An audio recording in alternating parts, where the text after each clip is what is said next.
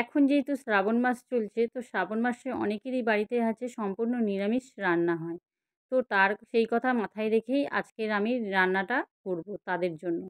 তো আ সবাই রেসিপিটা বানাতে পারবে। তো এখন যেহেতু বেশি নিরামিষটা খাওয়া হচ্ছে শ্রাবণ মাসে, তো সেইভাবেই আমি পনিরের রেসিপিটা বানালাম আজকের।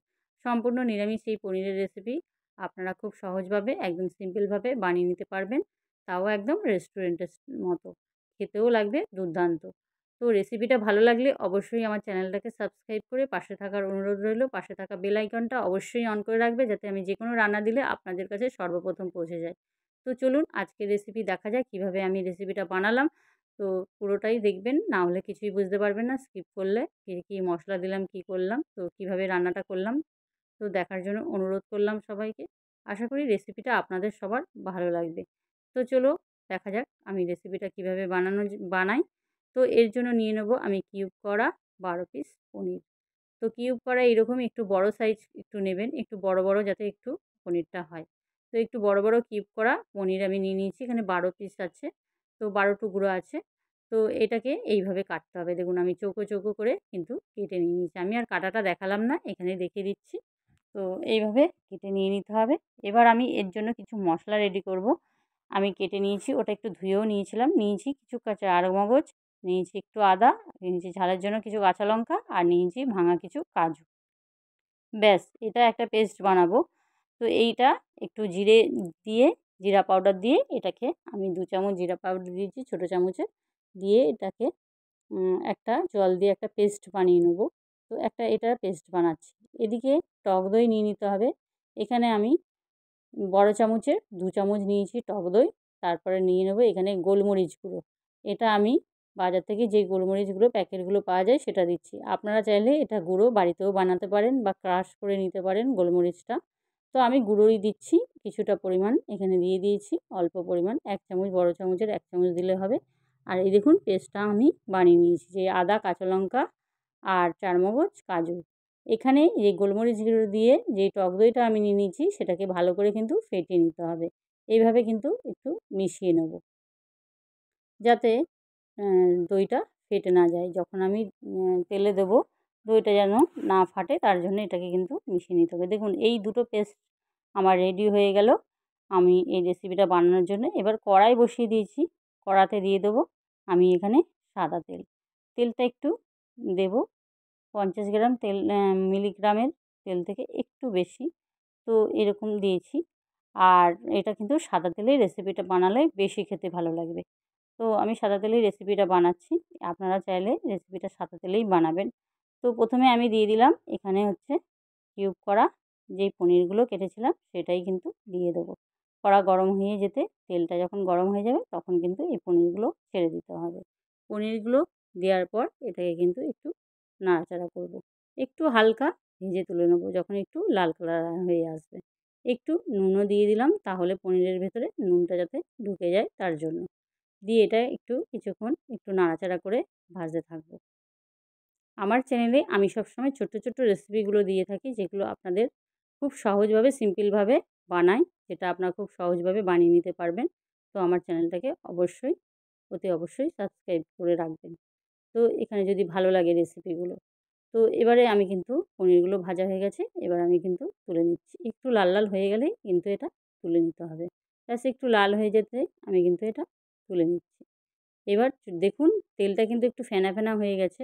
তো ফেনা, ফেনা হয়ে গেলে এটার ভয়ের কিছু কারণ নেই। পনির ভাজলে একটু ফেনা, ফেনা হয়ে যায়। তো এখানে দিয়ে দিলাম একটা শুকনো লঙ্কা আর দিয়ে দিলাম একটু দারচিনি, ২ টো লবঙ্গ আর ২ টো এলাচ। একটু ফাটিয়ে দিয়েছি এলাচগুলো। তো দিয়ে দেওয়ার পর এবার যে মশলা পেস্টটা আমি করেছিলাম আদা, কাঁচা লঙ্কা আর চারমগজ, কাজু যেটা পেস্ট বানিয়েছি সেই পেস্টটা এতে দিয়ে দেবো। দিয়ে এটাকে কিন্তু কিছুক্ষণ নাড়তে থাকবো। এই সময় গ্যাসের লো টু মিডিয়ামে একদম রাখবেন, যাতে মশলাটা পুড়ে না যায়। সেই জন্য একদম হালকা, হালকা আঁচে এটা করতে থাকবেন। তো এইভাবে তেলটা গরমই থাকবে। পনিরটা ভাজার পর তেলটা তো একটু হিটেই থাকে। তারপরে মশলাটা দেওয়ার পর একটু কিন্তু নাড়তে থাকবে। এই রান্নাটা কিন্তু মশলা ধরে যাবার খুব সম্ভাবনা থাকে। তার জন্য কিন্তু একটু নাড়তে হবে রেসিপিটা।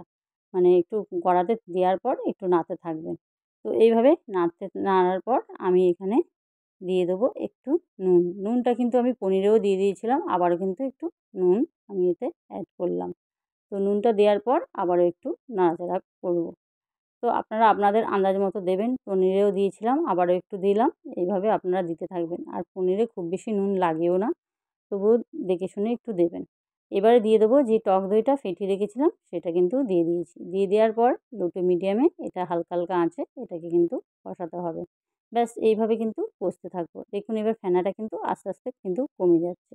একদম লো ফ্লেমে এটাকে কিন্তু মানে হালকা, হালকা আঁচে এটা কিন্তু কষতে থাকবো। এইভাবে কষতে, কষতে দেখবেন, দেখুন পাশ থেকে একদম তেল ভেসে, ভেসে আসবে। এটা যখন কষবেন, কষতে, কষতে দেখবেন চারিপাশ থেকে একদম তেল ভেসে আসবে। একটা সবুজ কালার হয়ে যাবে। এবার দিয়ে দেবো আমি এতে গরম মশলা গুঁড়ো। একটুখানি অল্প পরিমাণে দিয়ে দিলে হবে। হাফ টি স্পুনের মতো দিলেই হবে। দিয়ে এটাকে কিন্তু ভালো করে একটু নাড়াচাড়া করব। দেখুন এইভাবে নাড়তে থাকবো। তেলটা কিন্তু যত কষবেন আপনি কিন্তু ওপর থেকে তেলটা ভেসে, ভেসে আসবে। দিয়ে দেবো এখানে কাসুরি মেথি। অল্প পরিমাণে দেবেন যাতে তিতো না হয়ে যায়, সেই রকম দেখে শুনে অল্প পরিমাণে, যেমন পরিমাণে আপনারা করবেন সেই পরিমাণে দেবেন। যদি আমার মতো পরিমাণে করেন তাহলে অল্প পরিমাণে দিয়ে দেবেন। এবার দিয়ে দিলাম আমি পনিরগুলো। ব্যাস পনিরগুলো দিয়ে একটু নাড়াচাড়া করব। পনিরগুলো কিন্তু দেখে মনে হচ্ছে যেন একটু কালো, কালো, কিন্তু না, ক্যামেরার জন্য তো ওইজন্য একটু লাগছে। কিন্তু না, পনিরগুলো কোনো রকম করিনি, একটু বেশি একটু হালকা ভেজেছিলাম তো ওইজন্য পনিরগুলো ওরকম লাগছে। যখন রেসিপিটা বানাবো তখন আপনারা বুঝতে পারবেন যে পনিরগুলো কোনো অবস্থায় পুড়েনি। আসলে ভিডিও করতে গেলেও এরকম একটু দেখতে লাগে। তো যাই হোক, এখানে আমি একটু কষানোর পর এবার দিয়ে দেবো একটু চিনি। চিনিটা দিলে এর ব্যালেন্সটা ভালো হবে, যেহেতু টক দই পড়েছে তার জন্য কিন্তু চিনিটা মাস্ট এতে কিন্তু দেবেন। হাফ চামচের মতো এখানে আমি চিনি দিয়ে দিয়েছি। চিনি দিয়ে দেওয়ার পর এটাকে একটু নাড়াচাড়া করার পর যেই বাটনা ধোয়া পুরো জলগুলো থাকবে সেই জলটাই কিন্তু এতে অ্যাড করে নেবো। যেমন হচ্ছে আদার পেস্টটা করলাম, একটু জল ছিল। তারপরে হচ্ছে টক দইটা বাটিতে নিয়েছি, সেটার একটু জল ছিল। সেই জলটা একটু পরিমাণে দিয়ে দিয়েছি। একটু ফুটে গেলে দিয়ে দেবো ১ চামচের মতো বাটার। আপনারা এখানে বাটারের পরিবর্তে ঘিও অ্যাড করতে পারেন। কিন্তু বাটারটা দিলে বেশি স্বাদ ভালো লাগবে খেতে। একটু হেরফের হবে।